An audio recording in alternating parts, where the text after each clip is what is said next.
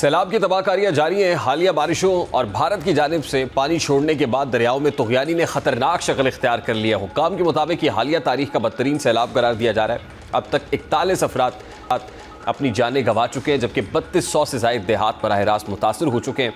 आदाद व शुमार के मुताबिक तकरीबन 24,52,000 अफराद को मुतासरा करार दिया गया है।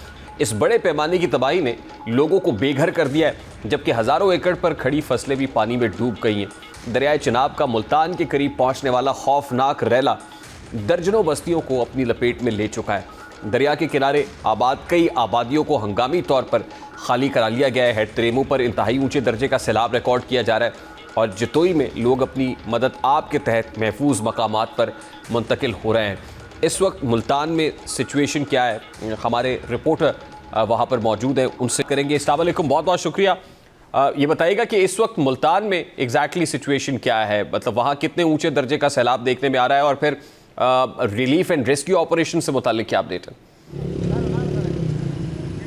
जी वालेकुम सलाम रिहान, ऐसा है कि यहाँ पे मुल्तान में भी पानी जो है वो मुसलसल बढ़ रहा है। मैं इस वक्त जहाँ मौजूद हूँ, ये हेड मोहम्मद वाला का मकाम है और यहाँ मुल्तान का अकबरपुर बंद जो है वो बनाया गया है। ये एक बड़ा ही तवील बंद है जो मुख्तलिफ इलाकों को कवर करता है। कल ही मुल्तान में ये पानी टकरा गया था और इसकी सतह मुसलसल बुलंद हो रही है। हम जहाँ मौजूद हैं, हमारे साथ चंद मीटर के फासले पर ही एक महकमा आपाशी की पानी में गेज लगी हुई है।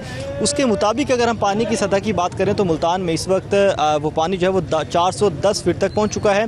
सतह समंदर से ये बुलंद है, लेकिन अगर ये बढ़कर 417 तक जाता है तो मुल्तान की इंतज़ामिया को बड़े फैसले करने पड़ सकते हैं।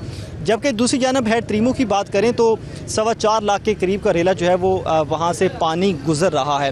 वो एक कंट्रोल सिचुएशन है, लेकिन जैसे ही दूसरे दरियाओं का पानी भी शामिल हो रहा है, आने वाला जो 24 घंटे हैं वो अहम हो सकते हैं। रेला जो है वो सुस्त रवि का शिकार है, लेकिन जैसे ही दूसरों का पानी शामिल होकर तरेमू तक पहुँचता है, अगर ये 7 लाख 8 लाख तक पहुँचता है तो ये ख़तरनाक सूरत हाल हो सकती है। और उसके लिए इंतज़ामिया ने भी मुकम्मल तैयारी कर रखी है। ब्रीचिंग पॉइंट्स बनाए गए हैं। शेरशाह रोड पर भी ब्रीचिंग पॉइंट बनाए गए हैं। जहाँ मैं इस वक्त मौजूद हूँ, यहाँ से चंद किलोमीटर के फासले पर भी ब्रीचिंग पॉइंट बनाया गया है, और लेकिन यहाँ पे अभी फैसला नहीं किया गया उसको करने का, क्योंकि अभी पानी की सतह जो है वो कंट्रोल्ड है। लेकिन जैसे ही अगर बढ़ती है, ख़तरनाक हद तक जाती है, तो इंतज़ामिया का कहना है कि हमारी तकनीकी टीम बड़ा जायज़ा ले रही है गहराई से और उसके मुताबिक जो है वो हम फैसला करेंगे कि ब्रीचिंग पॉइंट्स उड़ाने या नहीं उड़ाने। जबकि दूसरी जानब बात करें रेस्क्यू इंतजाम के हवाले से तो मुल्तान डिवीज़न की बात करें तो 5.5 लाख के करीब मुतासरीन हैं जिनको रेस्क्यू कर लिया गया है। जबकि ये चूँकि सारे देहाती इलाके हैं तो उनके माल मवेशी बड़े अहम हैं। 5 लाख के करीब जानवर भी हैं जिनको रेस्क्यू किया गया है। जबकि मुख्तलिफ इदारे जिसमें पैरा फोर्स है, पुलिस है, रेस्क्यू एहलकार हैं, ये तमाम लोग बस्तियों में दाखिल हुए हैं और वो बस्तियां जहां अभी पानी नहीं पहुंच सकता है उनको भी इनखला करवाया जा रहा है। लेकिन कल ही जो वो बस्तियां जो हाई अलर्ट पे थीं उनको खाली करवा लिया गया था। मुल्तान में अभी कोई फसलों का नुकसान तो वाज़ेह तौर पर देखने में आ रहा है, क्योंकि मुल्तान में तिल की फसल थी, मकई की फसल थी, धान की थी, गन्ना काश्त किया हुआ था। वो जितनी भी एकड़ यहाँ पे हज़ारों एकड़ जो लोगों ने काश्त किए हुए थे वो मुकम्मल तौर पर बह गए हैं और पानी कई फुट जो है वो बुलंद होता जा रहा है।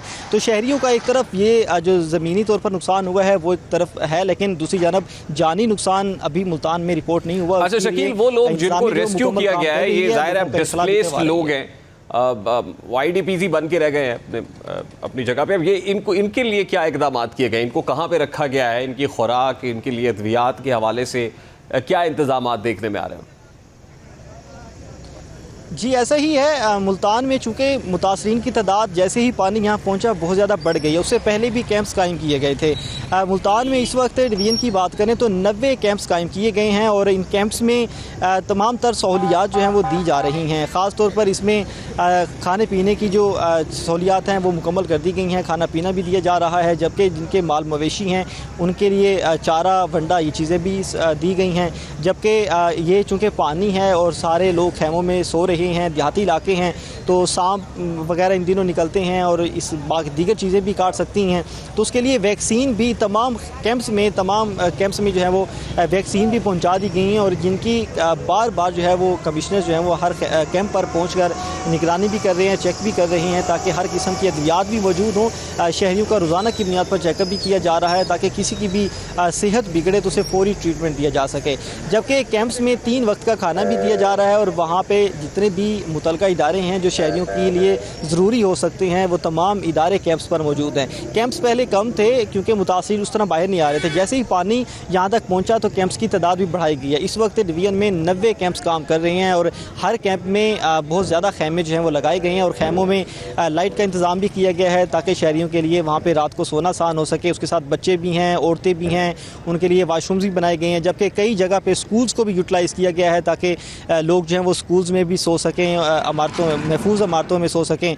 तो इस वक्त जितने भी मुतासरीन हैं उनको इंतज़ामी की जानिब से मुकम्मल तौर पर तमाम तर सहूलियात दी जा रही है। लेकिन अक्सर जगहों पर देखने में आता है कि लोग घर छोड़ने को तैयार नहीं हैं काफ़ी जगहों पर, तो वहाँ पर भी इंतज़ामी काम कर रही है, उनको भी राज़ी कर रही है कि इससे पहले कि पानी आए बाहर आएँ, आप कैंप में शिफ्ट हो जाएँ ताकि आपकी हर तरह से हम तो कितनी बड़ी तादाद में और लोग हैं जिनका इनखला भी होना है या इंतज़ामिया कोशिश कर रही है कि इनको भी वहाँ खैमों में पहुँचाया जाए? फिर ज़ाहिर है मज़ीद खैमे रिक्वायर्ड होंगे, कितनी जगह चाहिए होगी, कितने लोग अभी ऐसे, और फोरकास्टिंग क्या है सैलाब से मुताल्लिक? इस वक्त चूँकि पानी अब तेज़ी से बढ़ रहा है, बस्तियों में दाखिल हो रहा है, हमने कल शाम जब हम फील्ड में थे और आज शाम जब हम फील्ड में थे हमें वाज़िया तौर पर फ़र्क नज़र आया है। कल चूँकि अभी पानी एंटर हो रहा था बस्तियों में, तो काफ़ी जगहों पे ऐसी भी जगह थी, ऐसे मकामात थे जहाँ पानी एंटर हो चुका था लेकिन लोग अभी भी घरों के बाहर खड़े थे। लोग अभी भी इस उम्मीद पर थे कि शायद ये पानी गुजर जाए, कम हो, लेकिन उनको इनखला करवाया गया। आज उन जगहों, वो जगह जो हैं वो आज मुकम्मल तौर पर डूब चुकी हैं। इसी तरह अब आगे जहाँ मैं इस वक्त मौजूद हूँ, मेरे साथ ही कुछ बस्तियाँ हैं, बस्ती बदा है, कासिम बेला के साथ मुंसलिक कुछ बस्तियाँ हैं, वहाँ लोग अभी भी रिहाइश पजीर हैं और उनको भी इनखला करवाया जा रहा है। लेकिन ये कहा जा सकता है कि 90% से ज़्यादा जो है वो लोगों का इनखला करवाया जा चुका है। बहुत कम तादाद है, इंतज़ामिया काम कर रही है। जहाँ तक गाड़ियाँ नहीं जा सकती थी वहाँ बाइक्स भेजी जा रही हैं, जहाँ बाइक्स नहीं जा सकती थी वहाँ इंतज़ामिया जो है वो बोट्स के ज़रिए और पैदल जो है वो मेहनत कर रही है ताकि जहाँ जहाँ लोग मौजूद हैं उनको इनखला करवाया जाए। जी, बहुत बहुत शुक्रिया शकील सुल्तान आपका। शकील सुल्तान से हमें अपडेट कर रहे थे। सिचुएशन अभी भी अंडर कंट्रोल तो नहीं है लेकिन लोगों का इनखला करा लिया गया। जैसे बता रहे 90% लोग जो हैं वो वहाँ से उनको मुंतकिल कर दिया गया।